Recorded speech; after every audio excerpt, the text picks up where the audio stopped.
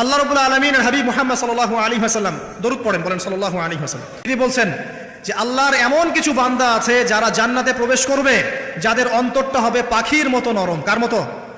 পাখির মতো। একটা হাদিস শুনলেন।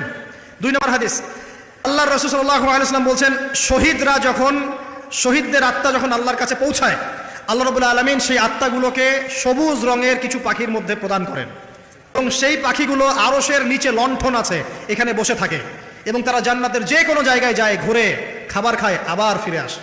আল্লাহ পাক তাদেরকে বলেন যে তোমরা কি চাও, তোমরা কি চাও? শহীদরা কিচ্ছু বলতে পারে না। কি চাইবো? আল্লাহ এত নিয়ামত দিয়েছেন, কি চাইবো? যখন আল্লাহ বারংবার প্রশ্ন করতে থাকেন, তোমরা কি আর কিছু চাও, তোমরা কি আর কিছু চাও, তোমরা কি আর কিছু চাও, তখন শহীদরা শেষে বুঝে যে আমাদের কিছু না কিছু তো বলতে হবে এখন।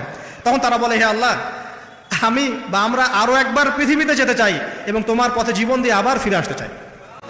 আল্লাহ পাক বলেন, এই সুযোগ তো আর নেই, অতএব তোমাদের আর কিছু চাওয়ার নেই, তোমরা